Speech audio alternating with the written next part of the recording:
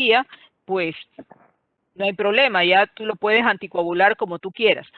Pero si el paciente en esos primeros días tiene una presión muy alta, y por eso es que hay que mantener ese balance entre una presión no mayor de 220 de sistólica y no menor de 180 de sistólica, si no le puedes controlar la presión arterial, ese paciente va a hacer una transformación hemorrágica. Y de hecho, el manejo de la trombolisis es justamente ese es el limitante mayor, es la complicación mayor, la transformación hemorrágica. Y la transformación hemorrágica puede ser fatal. Ya. Muchas gracias, doctor. Bueno. Doctora, disculpe que la interrumpa. Lo que pasa es que algunas personas, por algún motivo, la Webex lo sacó de la sala y desde hace rato estaban esperando y no sabían si podía aceptarlos para entrar de nuevo, por favor. Hace rato, gente que está en la sala. Sí, unas 3 personas escribieron. Tengo a nadie aquí.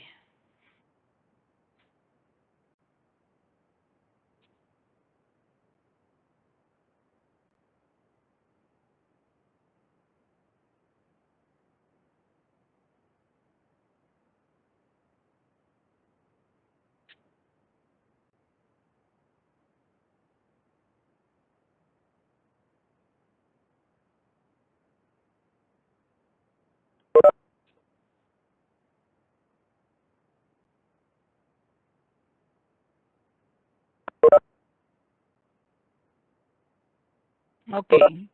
Entonces, ¿cómo abordamos a este paciente que tiene un supuesto infarto cerebral desde el punto de vista clínico?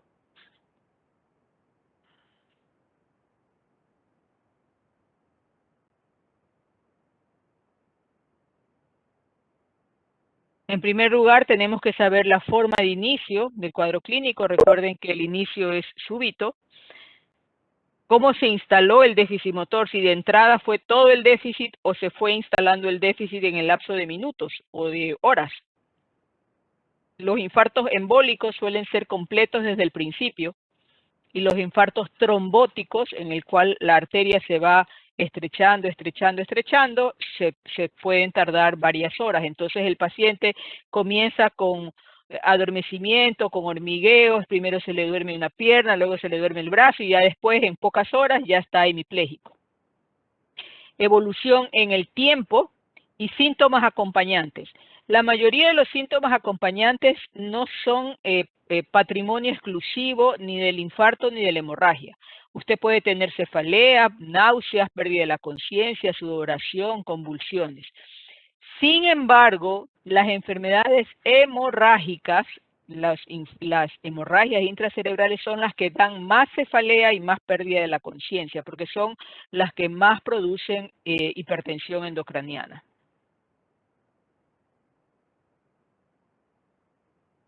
La escala de NIH, que es la escala que hay que aplicar, que no tienen que aprendérsela porque eso está en cualquier cartilla o está incluso ya hay aplicaciones en el celular para poder calcular la escala de NIH, consiste en la evaluación de cada uno de estos parámetros. Nivel de conciencia, la obediencia a los comandos, la mirada, los campos visuales, y cada una de estas contiene un número. Al final, usted evalúa cada uno de estos parámetros: brazo izquierdo, brazo derecho, pierna izquierda, pierna derecha, presencia o no de ataxia, cómo está la sensibilidad, cómo está el lenguaje, si hay disartria o si hay inatención. Y entonces usted suma. Según la puntuación obtenida, podemos clasificar la gravedad neurológica. ¿Ya? Entonces la escala de NIH te indica la gravedad del stroke. El déficit puede ser mínimo si solamente hay uno en la suma de todos, de 2 a 5 es leve, de 6 a 15 es moderado, de 15 a 20 es un déficit importante y más de 20 ya es grave. Todo lo que es más de 20 en NIH, lo más probable es que sea un infarto extenso. Y a veces esto es el punto que marca en la posibilidad de que se transforme hemorrágicamente si le aplicamos trombolíticos. Siempre hay que examinar la totalidad del paciente, Ya saben, hay que palpar pulsos. Los pacientes diabéticos suelen tener alteración de los pulsos distales, auscultación de soplos cardíacos, auscultación de las carótidas. Y los signos y los síntomas van a ser dependiendo de la distribución de la arteria ocluida. Puede haber afasia, puede ser déficit visual, puede ser hemianopsia, puede ser ceguera, puede ser vértigo, puede ser mareos, puede ser diplopía. Entonces, todo va a depender si estamos en circulación anterior o en posterior. Las imágenes, siempre vamos a necesitar una resonancia, pero la resonancia no es la de urgencia. La resonancia, recuerden que es un examen caro, que es un examen que no todos los hospitales tienen un resonador, que el paciente se sale de su control por lo menos 40 minutos y usted no sabe si el paciente dentro de ese túnel está convulsionando, está cianótico, está con fases de dolor, usted no lo sabe. Entonces, en un resonador jamás se puede meter a un paciente que esté inestable. Entonces, por eso es que el examen de elección es la tomografía. Si la tomografía le sale sangre, ya sabe que es sangre y ya sabe que no puede anticoagular. Si la tomografía le sale normal, significa que lo que está ocurriendo es un infarto cerebral, sino que todavía no le sale positivo en la tomografía. La presencia de la arteria cerebral media hiperdensa como un signo de orientación en aquellos infartos hemisféricos. Y esta es una transformación hemorrágica. Un infarto cerebral y una lesión hiperdensa dentro del infarto. Este es una transformación hemorrágica a las 24 horas. Un infarto grande. Generalmente se da en personas mayores y muy hipertensas. Este es un paciente que ingresó de casi 80 años con un déficit motor, con una pérdida del estado de conciencia. Inicialmente no se ve nada en la tomografía, con lo cual la respuesta obvia era que era un infarto. Y 2 días después hace esta transformación hemorrágica. Y no se muere por el infarto, se muere por esta transformación hemorrágica que produce un gran edema y desplazamiento. Cuando tengan un paciente al que le van a administrar anticoagulantes o antiagregantes o lo que sea, igual tienen que hacer toda la bioquímica sanguínea. Tienen que pedir eritrosedimentación, radiografía de tórax, electrocardiograma, ecocardiograma. El ecocardiograma, si es una urgencia, pues el ecocardiograma transtorácico será suficiente, pero si es un paciente en el que ustedes quieren descartar o tienen la alta sospecha de que es una fuente embolígena, entonces tienen que hacer el transesofágico, que es el que les permite ver el callado aórtico, la cara posterior del ventrículo, la cara posterior de la aurícula y la aurícula izquierda. Bueno. Ok, vamos a escuchar a Peter Peñerrera. Doctora, yo tengo una pregunta. Dígame. ¿Puede haber un paso de algún stroke isquémico a un hemorrágico por un sistema de autorregulación? Sí, pero ahí está el sistema de autorregulación, pero dado por la hipertensión arterial, descontrol de la presión arterial. Listo, gracias. Doctora, yo tengo una pregunta también, antes de que empiece a exponer mi compañero. ¿Qué criterio se utiliza para el manejo del paciente con hipertensión intracraneal? O sea, o cómo yo marco el procedimiento a seguir cuando, o sea, sin saber si realizo una hemicranectomía, como el ejemplo que usted dio, o lo manejo con fármacos como el manitol? O sea, si ahí todo depende de la edad del paciente. Los pacientes jóvenes suelen hacer hipertensión endocranial maligna, porque como no tienen atrofia, la hipertensión intracraneal es rápida y severa, y si no se resuelve, se hernian. Entonces, si el paciente es joven y es un gran infarto cerebral, pues la hemicraniectomía va a ser más rápida que esperar a que actúe el manitol. Si el paciente ya es un adulto mayor y hay el grado de atrofia y tú no tienes signos de herniación, podrías intentar inicialmente con manitol y con diuréticos y con hiperventilación. La hiperventilación ayuda muchísimo a barrer el CO2 y eso provoca vasoconstricción arterial y con lo cual baja la presión intracraneal.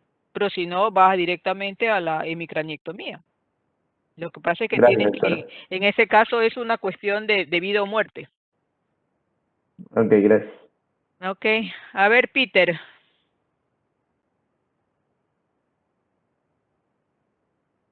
Ya. Bueno, la parte que me toca a mí es PRES y RCPS, que es aquí vamos a tener, déjame que se cambie. Ya, van a ser los tipos de trastornos más infrecuentes, no se van a ver, no se les conoce tan comúnmente, se los reconoce por medio de resonancia magnética cerebral y siempre tiene que ser por una conciencia clínica. El PRES va a ser lo que sería el síndrome de leucocefalopatía posterior reversible o también conocida como encefalopatía de hiperperfusión o síndrome de fuga capilar, que eso aquí puede ser, este síndrome de fuga capilar puede ser agudo o subagudo. Los factores de riesgo principales que eso va a tener va a ser inmunosupresión, malignidad, preeclampsia, insuficiencia renal, trastornos autoinmunes, sepsis, hipertensión, trasplante y medicamentos quimioterapéuticos. Ya, el RCBS, este va a ser va a ser definido también como una vasculitis cerebral benigna, aislada, síndrome de Cal o Cal-Fleming y el vasoespasmo migrañoso. Este vasoespasmo migrañoso puede ser un dolor de cabeza asociado con una contusión segmentaria reversible de las arterias cerebrales. También este RCBS va a darnos lo que sería una cefalea de trueno, que eso más adelante se lo explica. Y las principales complicaciones serían un accidente cerebrovascular, convulsiones, infartos isquémicos y hemorragias. En base fisiopatológica tenemos que el PRES va a ser un rápido aumento de la presión arterial. Los factores claves que va a tener va a ser la hipertensión, una de las importantes en esta afectación. ¿Y qué es lo que nos va a dar? Nos va a dar una alteración de la regulación, autorregulación cerebral, que eso va a provocar lo que sería un aumento sanguíneo cerebral y una disfunción endotelial con hiperperfusión cerebral. Y también puede existir una disfunción endotelial, lo cual va a darnos como resultado un mecanismo más reversible de la preeclampsia o terapia citotóxica. En cambio, en el RCBS, este va a darnos siempre en pacientes que sean mayores de 10 a 76. Hay una media que es de 46 años más o menos, y siempre pasa en pacientes de 10 a 76 años como mucho. Más comúnmente va a ser en mujeres que en hombres y puede deberse a una disfunción transitoria de autorregulación vascular cerebral y una ruptura de la barrera hematoencefálica.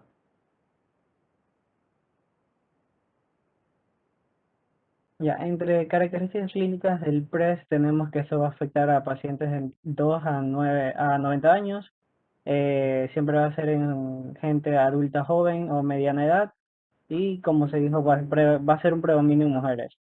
La incidencia en adultos va a ser de 2 a 25%, después un trasplante de médula ósea, 10% en pacientes con enfermedades autoinmunes, 25% por infección, sepsis y shock, y el resto siempre puede haber una enfermedad renal, que eso va a ser uno de los datos más importantes para saber el tipo de riesgo que va a tener, porque va a ser un riesgo constante. Ya, entre los síntomas neurológicos que puede haber en esta afectación en el PRES, que son los más característicos, son dolor de cabeza, agudeza visual deteriorada, déficit de campo visual, confusión, déficit neurológicos focales, trastornos de conciencia con convulsiones, epilepsia, que este puede ser una epilepsia que se va a dar a largo plazo, y los factores como que van a predominar va a ser insuficiencia renal, alteración visual, hipertensión y quimioterapias. Ya, como tenemos aquí, tendremos lo que serían las asociaciones clínicas, que sería un cuadro ya más específico en el PRES, que va a ser inmunosupresión, malignidad, preeclampsia, fallo renal, diálisis, entre otros.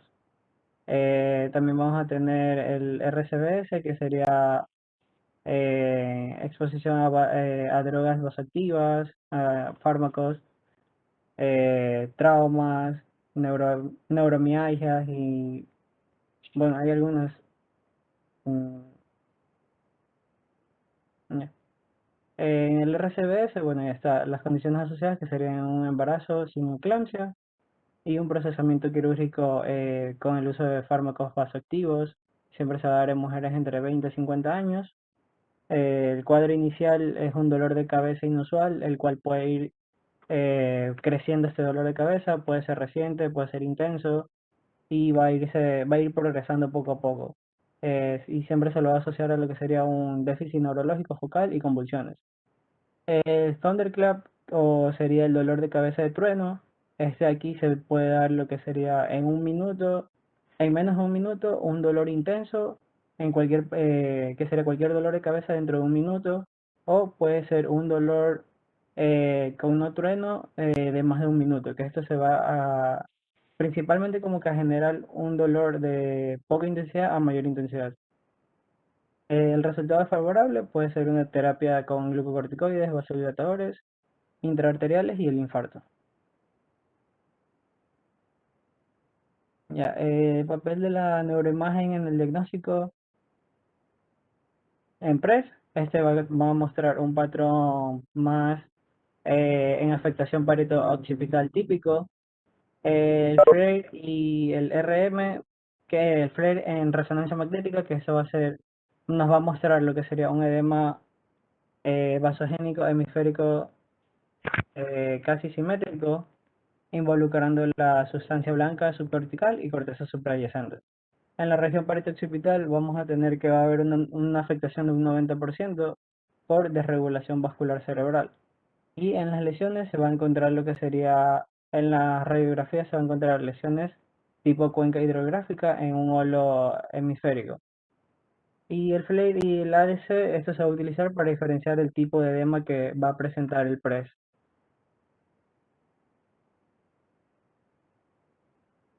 En RCBS se va a utilizar lo que sería una angiografía y va a ser tipo convencional que va a incluir vasoconstricción cerebral, al menos dos estenosis de la misma arteria y anomalías arteriales que desaparecen en menos de 3 meses.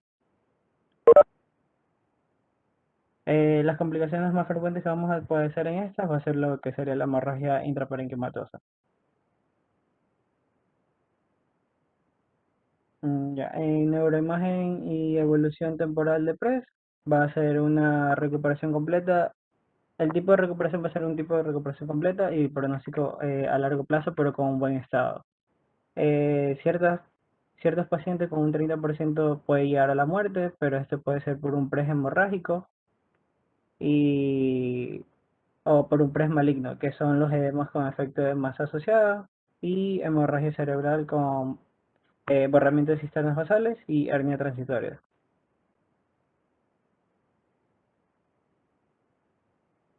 Ya, en RCBS los síntomas que vamos a tener va a ser con curvo monofásico autolimitado con resolución a las 3 semanas, una resolución de vasoconstricción que esta puede demorarse 3 meses, puede haber lesiones hemorrágicas que van a requerir más atención en estos específicos casos y va a haber un periodo postparto que van a necesitar un cuidado especial o sea, a ver, sí, un cuidado especial por lo que pueden tener un curso fulminante y un infarto multifocal o una hemorragia intracraneal.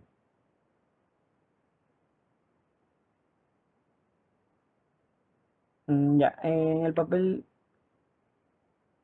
de la neuroimagen es en PRES.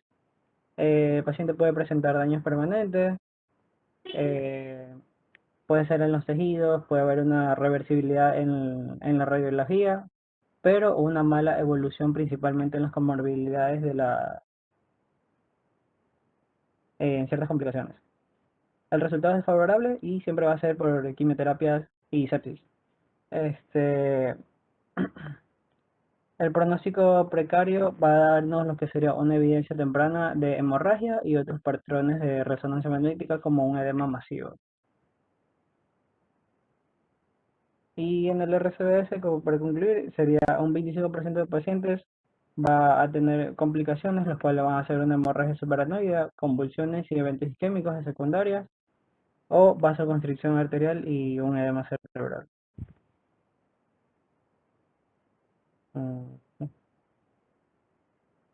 Mm, Gracias.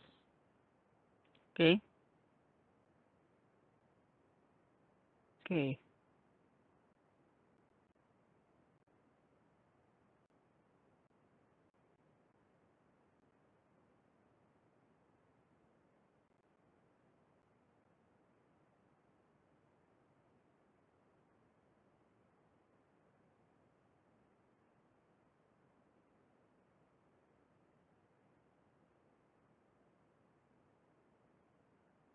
Para mañana,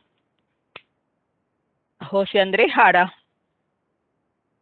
va a contestarnos 2 preguntas que voy a hacer para que las averigüe hoy, que es la escala de CHADS, C-H-A-D, qué es y para qué sirve, y qué es la escala de aspects, como aspectos, sino aspects, qué es y para qué sirve. Mañana continúo con mi parte y escuchamos a Jonathan con trombosis venosa. Que tengan buena noche. Gracias, buenas noches. Gracias. Buenas noches.